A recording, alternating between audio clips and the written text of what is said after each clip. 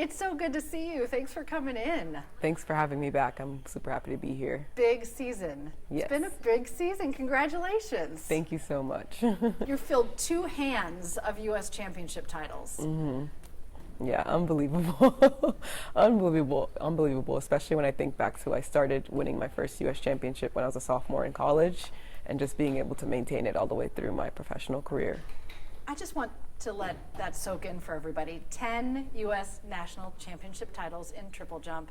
It's hard to really wrap your mind around that length of high level achieving. How do you sustain that level for so long? Yeah, I would say it takes a lot, especially thinking about like weather. Sometimes the weather's bad and I've changed coaches several times and still been able to stay on top. So I think just consistent discipline, confidence, and just belief in the things that I'm doing and knowing that I'm one of the best jumpers in America. And I'm really one of the first people to do this in my event. Yeah, there's a lot of firsts next to Keturah Orji. When you think about that first title to now, what have been the benchmarks where you feel like along the way have been those moments that are the first to come to mind when you look back? Yeah, I think thinking back, it's honestly unbelievable that I think it gets harder and harder each year. So like when I was in college, you have the support system of the NCAA system, you have your college coaches, you have your teammates, you feel very supported and confident. But then as you kind of venture out into your own and you kind of are the director of everything, you're the head, and then changing coaches, dealing with more injuries. I just feel like sometimes I would go into U.S. championships and not feel confident at all. But that competitive nature always came out in me, and I was able to respond to competition whenever it was time to. And so I'm just grateful to be here. I think the word that sums it all up is just gratefulness, because it is very difficult to stay at an elite level consistently be one of the top ranked triple jumpers in the world over a period of, I guess, 8 years. Well, you're wearing your Olympic jacket today. 2016 in Rio, I remember watching you jump then. 2021 in Tokyo, and here we are approaching Paris. Yeah, round 3. I think this is my last time going around, especially I was talking to you earlier about moving to Maryland, working with a new coach now. It's just been a lot, doing distance with my husband, and it's just been a lot to handle. And so I think this will be my final year of track. Looking forward to going out with a bang, becoming the first American woman to win a medal at the Olympics in my event, and then hopefully, just retire on a high note. That is the goal, podium. Always, it is always the goal, and it is very difficult. Talk more about that, because I think maybe the average person on the couch is just like, oh yeah, okay, top 3. Let's go do that. Let's go win that medal. Give us some more perspective about what it really takes from all the grind at practice to get to the podium. Yeah, and so I think the first step is even putting yourself in a position to jump far enough to be on the podium. And so luckily I have been able to jump a distance that's far enough to be on the podium. But then once you have that mark, you have to do it on the day, no matter how you're feeling. And that's when it gets more difficult. Again, bringing in factors like weather, how your body may be feeling, whether it's the morning, time zone changes. There's just so much that's going on in your mind and body that may lead you to not bring out that best performance that you want on that day. And so that's what makes it the most difficult. And all of us are elite athletes. When you look at all the people that make it to the Olympics, I think we're less than 1% of the population. We're all very, very good. And so to try to come out with first, second, or third is extremely difficult. Just to represent Team USA in track and field, that is an incredible accomplishment. That's just a hard team to make, just to start off with. Definitely one of the hardest teams in the world to qualify for. What does it mean to you to wear the emblem, to sit in front of the flag, to represent your country and your home here in Atlanta? Yeah, I think it means so much, especially knowing that I come from an immigrant family. My dad is originally from Nigeria, and so I feel like I fulfilled the American dream, him being able to come over by himself and then meet my mom, get married, have us as kids, and then his child ended up making the Olympic team, not once, not twice, but hopefully a third time. And so, yeah, just to be able to represent that and make my dad proud and know that the sacrifices he made for his family were all worth it, it just makes it really an honor to be able to do this. It really is not possible without the support of people who love you. It definitely is. I really appreciate my parents. I feel like my work ethic and discipline and perseverance and my faith all come from them. I know how they feel about that. That's amazing. How much are you looking forward when you think of Paris, when you see the planning, when you hear about opening ceremony down the Seine River? What do you feel in terms of like anticipation or excitement? Yeah, so we talked about Tokyo and like not really getting to experience the opening or closing ceremony because of COVID. And so I remember when I saw the pictures and the videos like showing what it would look like for opening ceremony, I was like, this is going to be so exciting. And when I went to the Olympics in Rio, I was in college and I didn't do the closing ceremony. So I'm really, like I said, this is my last year. I'm really looking forward to like cherishing and taking it all in, being present and knowing that like this may never happen again. This isn't something that most people get to experience, and not always just worrying about the performance, but seeing how much I can enjoy the moment. Yeah, you've had the privilege of being in an opening ceremony, Rio, right? You were Yes. part of the opening in Rio because track and field competes later. You know, the swimmers don't get the chance to do that because they compete on day one, but you were able to be part of opening ceremony in Rio 2016.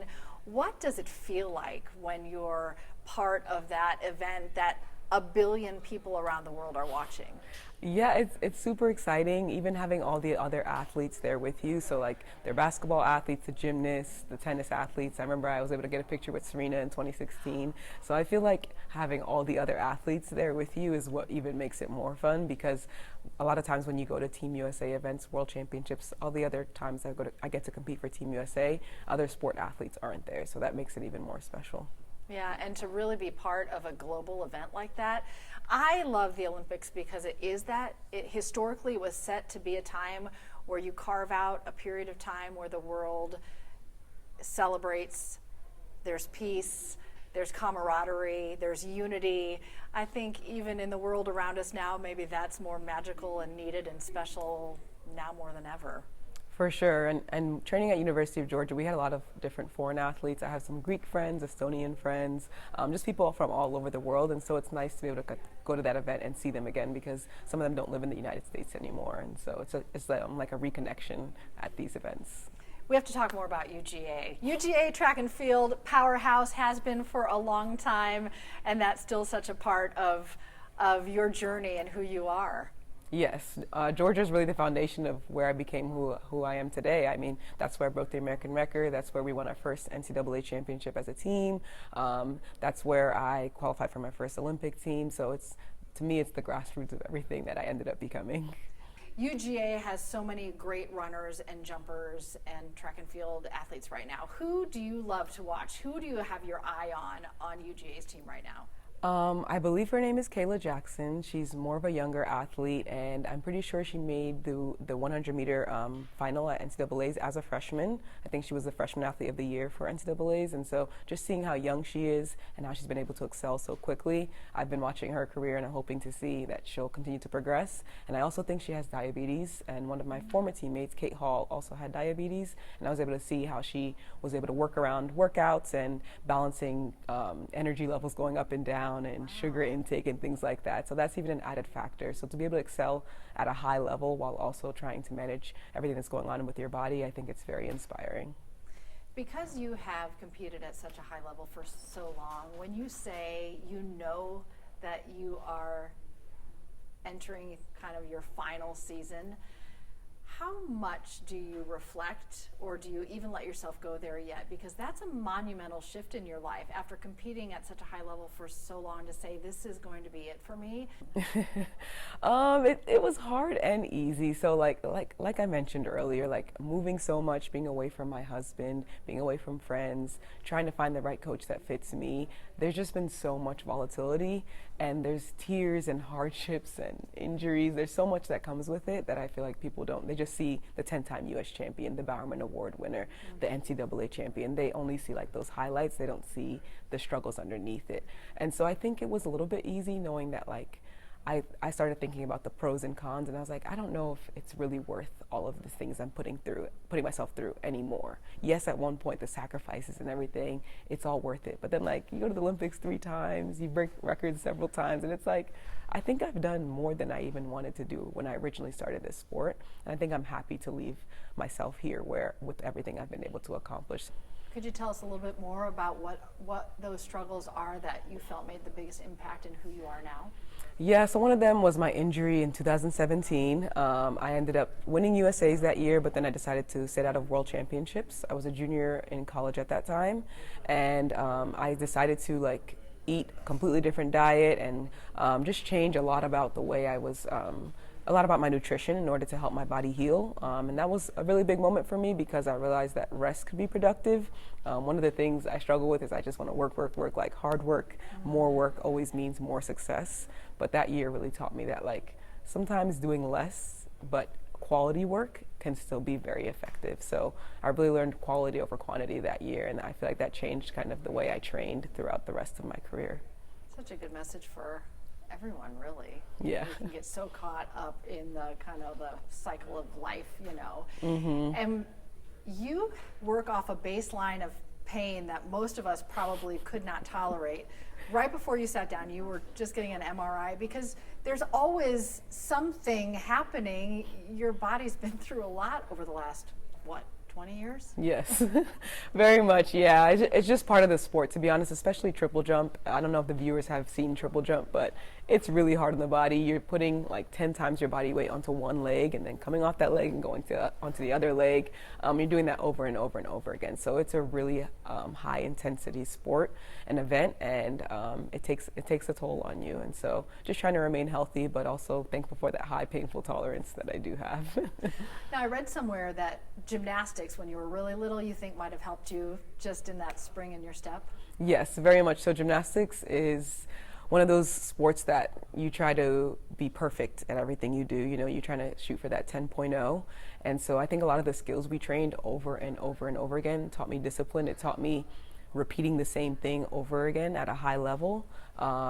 It taught me time management because I was practicing 20 hours a week while also in school and doing other things. So yeah, gymnastics taught me a lot, but definitely coordination and body control because whether you're on a 4-inch beam or you're hanging onto bars, it's a very intense sport. So. Was there an age where you remember thinking about the Olympics and maybe setting that goal or dream for yourself? Definitely. Gymnastics to me is like one of those sports that it always leads to Olympics. There's other sports where it's like, oh, maybe I'll be a professional athlete, maybe I'll do this in college, but gymnastics is one of those things that everyone's like, we want to go to the Olympics. And so I think probably within middle school, I always thought like, I want to go to the Olympics. My friends were like, you're going to go to the Olympics. And I remember when I decided to quit gymnastics and started track, I thought that Olympic dream was done. I thought that may not happen. But luckily, I was able to be just as good at track and still ended up going to the Olympics for another sport. And you are an Olympian along with a lot of other Georgia natives. I'm thinking about Christian Taylor, also triple jump. Christian Coleman, sprinter. Katie Moon lives in Sandy Springs, pole vault. I mean, we are kind of like the epicenter of track and field, it feels like. Yes, Atlanta, I feel like, has really come up with a lot of Olympic athletes, and so it's an honor to be a part of that elite group. A lot of those people you just named are Olympic gold medalists or world champions, and so yeah, just an honor to be named amongst them. Yeah, that's pretty great. The first time I saw you after Rio was at the APS track and field. They were delivering sand and the kids were so excited. Talk about your work and your passion to inspire the upcoming generations. Yeah, representation is a really big thing that I love. When I was at the University of Georgia, I was able to start a mentorship program for 8th grade girls called Amara's Pride. And really the focus was just to make sure young girls had people that looked like them doing things that they felt like they couldn't do. You really can't model what you haven't seen. And so I want to make sure that everyone that's below the age of 18 is seeing people that look like them doing amazing things so that they know they can do it too. And I think representation even refers to personality. So I think as far as athletes, I'm kind of more humble, more reserved, quieter. And I like to show that there can be other young female athletes like me. And if they're more reserved or more humble or more quiet, you can still dominate a sport. You can still be strong and fierce without really being like as outgoing as some other athletes. So I love to show that the representation of different personality types within sport. You have proven that to be true, to be both humble and fierce. The fiercest. I try. If you have a free weekend, which I know is rare, maybe I should say if you have a free afternoon and you're in Atlanta, what are your go-tos? What do you love to do in the city? So I'm more of a homebody, but I do love to eat. And so Little Ray's is one of my favorite places. I love Hattie B's. I love Jenny's ice cream. Two of my friends love going there. Brown butter almond. Yes. Two of my friends love going there and always want me to go there. And I'm like, okay, guys, I'm training still. Like, we can go to Jenny's every week. But yeah, I would say like those are my three favorite places to eat. Where not to eat is sometimes the biggest question, right? Yeah. What haven't I asked you that you might want to touch on? Is there something I haven't asked you? I guess I just always want to convey the message that athletes are so much more than their sport. Yes. Sometimes you watch an athlete and you're rooting them on or you're upset they're not doing well, but you have to remember that like who they are is so much more than what they've done on the track or in the field. They have a personality, they have values, they're a human just like you, and just be considerate of that when you're cheering someone on or maybe not happy with the way someone's performing. Just know that it takes a lot to go out onto the performance of play and try your best and sometimes fail at that in front of the world. So yeah, just be empathetic towards athletes. It's hard to understand the amount of pressure and expectation, probably first that you put on yourself, but then that's coming at you from every direction. Yeah, athletes are very hard on themselves. We don't really need anyone on us to encourage us or motivate us or tell us to do better. Like, if you're upset with the way we did, imagine how we feel about the way we did. So yeah, it's definitely a hard mental battle, and sports is something that you can't turn off. It's not like you go to practice and you have a bad practice and you turn that off and you clock out and you move on. It's something that stays with you day to day, hour by hour, and so it can be very hard mentally. How important has the increased conversation around mental health been? Super important. I think people are much more empathetic now and considerate of people. I think when Simone Biles sat out, it really showed people that, again, people are more than their sport. Yes, she can perform very well, but if things are not going well mentally, then maybe she needs to sit out. And so I've also worked with a sports psych before, especially when changing coaches and struggling with confidence and believing that I could perform well. A sports psych has really helped me with tools for that. And so I think all athletes should use them, whether you feel like you need it or not, because there's so much that we can learn from them. It's an important message as we're all sitting at home watching you all put your heart and soul and sweat and tears and blood and aches and pains right out there for the whole world to see, just to remember that. But people do feel such a connection and such an excitement around watching, especially something like the Olympics. What do you hope people feel as they're watching this summer? Definitely inspired to move their bodies too, maybe inspired to put their kids in the sport, inspired to see that greatness is inside of all of us. Maybe it's not with the sport, but we're also talented and gifted, so seeing greatness in the people around you, and also seeing how similar we can be in the way sport brings us together. I've competed against several athletes that don't speak English, but we're able to come together and reach for the same goal and connect without even speaking. And so I think sport is one of the few things that can do that. That's one of the powerful and magical things about sports and the Olympics. When you're not competing, what sports are your favorite to watch? I love watching gymnastics, of course. Takes you back to your roots. I love watching volleyball and handball. Handball? Yes. I love that because that's not one you usually hear. Yeah, I think because I played it in gym class and loved it, I've always been very interested in handball. That's awesome. Yeah. The handballers are cheering right now. Like, yes. Yes. So those are mine. Which is a good point because there are some sports that just don't quite get the same attention, but they do put in an incredible amount of work. Yes, of course.